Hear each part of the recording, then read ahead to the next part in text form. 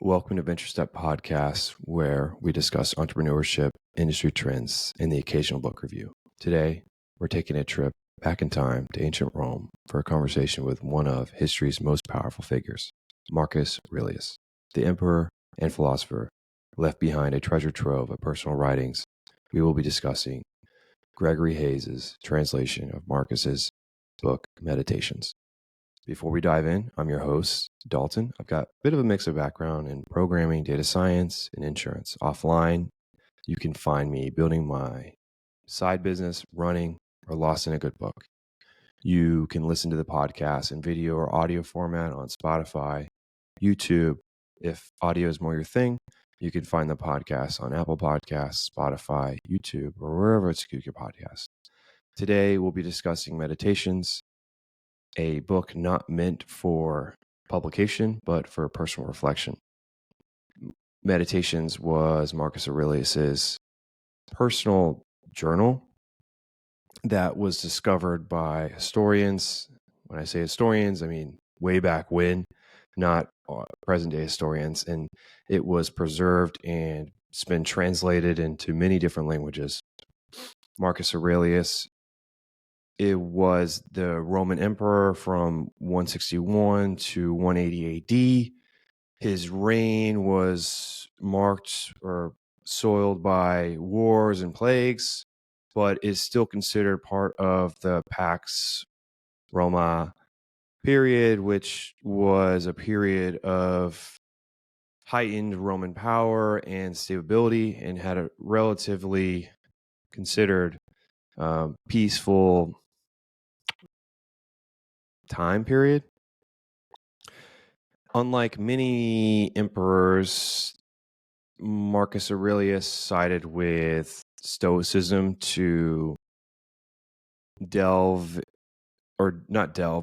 with his issues that he had and the weight that was to be a ruler of Rome and the weight of being one of the most powerful people in history and at that time one of the most powerful people in the world.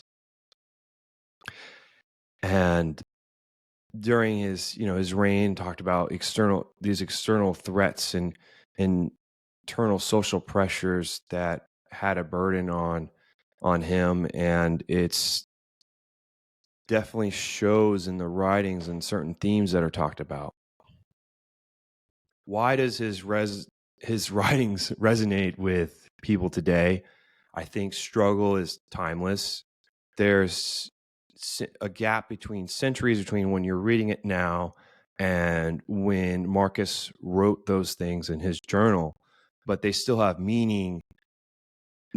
It's about, being human, exploring who you are, finding meaning in yourself, handling stress, dealing with difficult people, and seeking inner peace. And a lot of those things people see and feel today, especially dealing with difficult people. I know that there's people at work that are difficult for, it seems to you, no reason, and you just have to deal with it, and however way you deal with it, it affects your mood. So that might help you out. But those things, and especially him being an emperor, he isn't an emperor in these books. He's just a person writing down his thoughts. And so there's like this humanity, that aspect that people normally wouldn't see as a world leader. World leaders don't have self-doubt. They don't seek self-improvement. They're kind of put on this pedestal by the media and for the right reasons, because if your leader has issues, then it shows weakness with your country. So it's just really cool to see someone of that stature in society and during that time period be dealing with all these things that we would consider human. What is discussed in the book is practical. There's no abstract ideas. It's providing a tool to live a better life, and I think that would be universally appealing to many readers. Marcus Aurelius's Meditations book has many translations, but I chose Gregory Hayes' translation simply because it's readability, it's modern English, it still preserves the essence, as Gregory Hayes has a scholarly reputation. He is a respected classic scholar and a professor. It's gotten many endorsements. It's a popular translation because it's been endorsed by famous Stoics slash entrepreneurs like Tim Ferriss or Ryan Holiday. And so there's also that piece where there's many people reading Gregory Hayes and for the right reasons, and it makes it relatable. And it's endorsed by people that might already live in that space. I read Ryan Holiday's book, The Daily Stoic, and this is one of the next books that I wanted to read simply because Ryan Holiday talks about it so much. There's so many leaders that talk about this book that they say, oh, I read it every day, or not every day, or I read it every year. I carry it around with me every day in my pocket just to remind me to stay on task and live with discipline and honor and virtue and not let things that I don't control bother me and seek inner peace. When we talk about the book Meditations, it's got a different format than the Daily Stoic. And how I would describe the Daily Stoic versus the Meditations is the Daily Stoic kind of has a hand on your back and kind of guides you through the process where you read one page per day. And then there's a section of what you read that's from some famous philosopher. And then there is a snippet / historical references below where it might say, okay, Seneca wrote this during this time and there was this war going on, or, Marcus Aurelius, blah, blah, blah, had issues with his partner and that's why he wrote that. Or there might be additional context to help you anchor in those words and etch them into your mind. There's also things where it has information related to recent presidents or leaders or famous entrepreneurs and business owners where they might have additional context to give you I mean, I don't want to say additional context so many times in a row, like 3 times in one sentence, but it just gives you that extra punch on what you're reading. So you kind of get a 1-2, whereas, the Daily Stoics, you kind of get a combo, but the Meditations, there is no hand on your back. It's kind of a non-linear, short but powerful passages that either could be a couple pages, could be a quarter of a page, could be 2 sentences, a sentence, or maybe a couple words, because it's not meant for publication. It's meant for Marcus, and it's Marcus's journal, and it's his diary, it's his personal thoughts, it's his notes. So they're not for anyone but himself.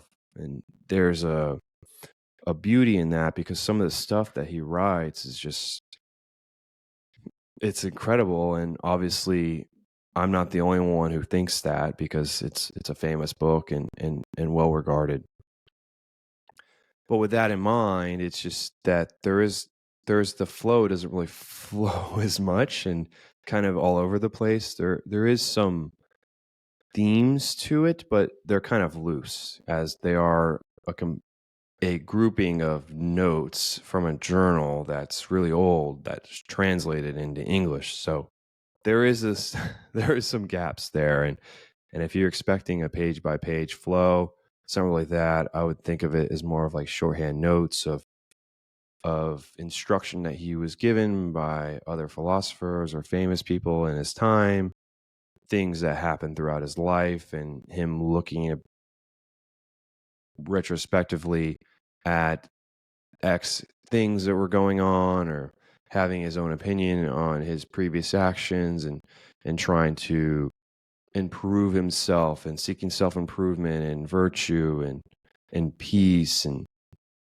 and being a tool for society, being a productive member and leader, man, Roman, those kind of things. And for one, it's crazy because he is one of the most powerful people in the world at the time. And he is talking about how, did I do everything I could to not cause harm? To cause harm depreciates the soul. And am I, doing the right thing? And am I a good person? And am I enabling other people? Am I correcting people in a graceful manner? Am I accepting the lessons of my mistakes and all these things instead of being arrogant and things that he could be doing that he doesn't do, because there's no one checking him like, hey, Marcus, how about you settle down your tone, Marcus? Or how about you not do this? I mean, there is no one. He's at the top. So, and there's a lot less rules back then, of course. So I think that gives a better perspective on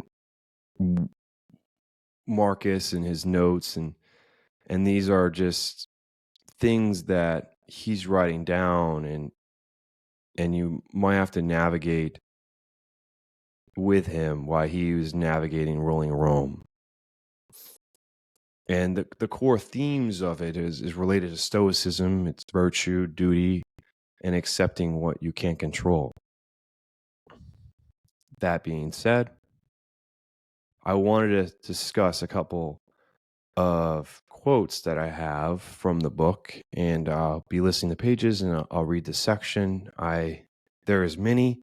I wanted to pick some that aren't too long and are still powerful. And I'll read the quote and then I'll discuss my thoughts about it. I think that you get what it will be, but so this one is 550, section 11. It's the pursuit of those things and your attempt to avoid them that leaves you in such turmoil.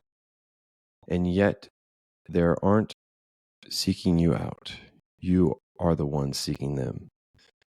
Suspend judgment about them, and at once they will lie still, and you will be freed from fleeting and pursuing. Okay, so in this, my thoughts is that Marcus is discussing and recognizing that our desires and aversions often cause us more inner chaos than the external things themselves. And so while you're emphasizing on the things that bring you suffering, it is giving those external things more power over us, not the other way around.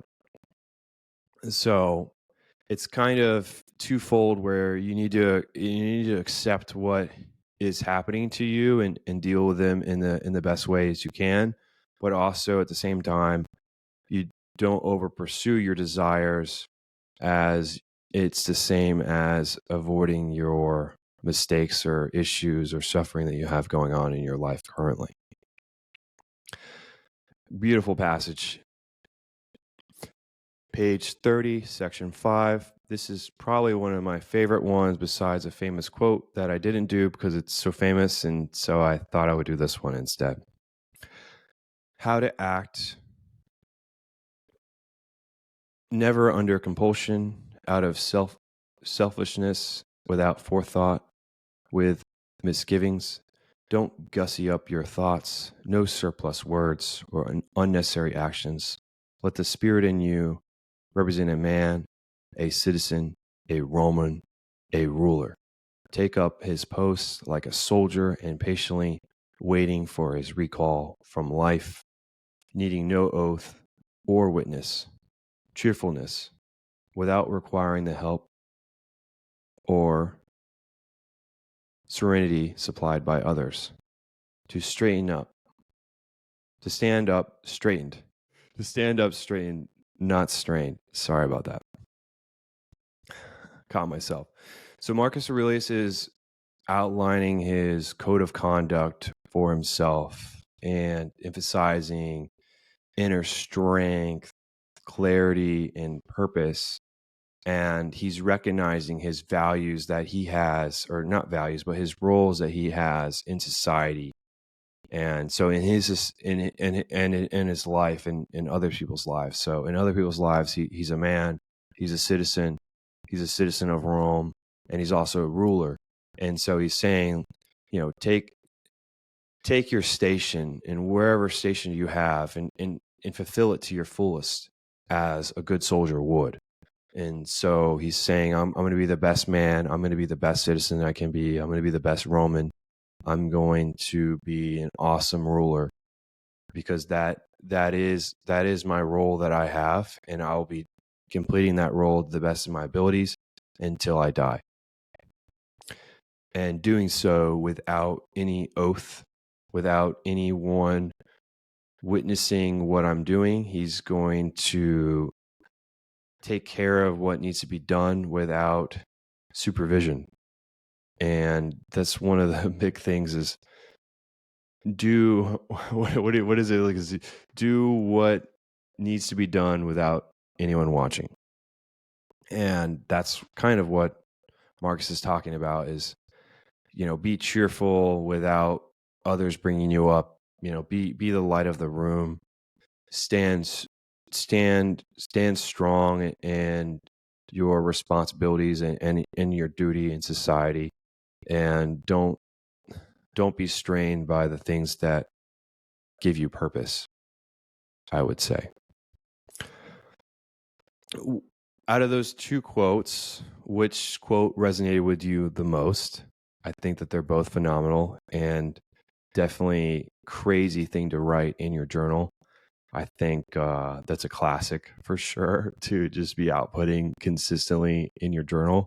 Once you read the whole book of 180 pages of just amazing pieces of text, it really is something else. When you think about it that way, where it's not something that was intentional and is something that just came about, it is crazy. It's crazy in its own right. One thing that is important and was talked about with the Daily Stoic is that Meditations is not a book that you just read once. It's a book that you revisit and is not forgotten. So you would have to constantly keep touching and getting touch and feel of Meditations and reread the book after certain life experiences, similar to the Daily Stoic, where if you have a kid or you get married or an unfortunate event happens, you get laid off, you get a new job, a new challenge in your life, that's when you will pick up that book and you'll be looking for guidance, and that book will be your lighthouse kind of thing. And Marcus Aurelius's Meditations has been something that you can incorporate in your life, like many great leaders have, and you can follow in their footsteps. I'm just going to name a couple. Frederick the Great, King of Persia, used to carry a copy of Meditations with him on his war campaigns. Theodore Roosevelt brought the Marcus Aurelius's Meditations on his River of Doubt expedition, which was 1 year on the river, I'm pretty sure. I forgot what river. I think it was in South America in the Amazon. I'm pretty sure. Definitely, if I'm wrong, correct me in the comments. Appreciate that. Bill Clinton cited Meditations as one of his favorite books. Tim Ferriss frequently discusses his own practices that were inspired by Meditations.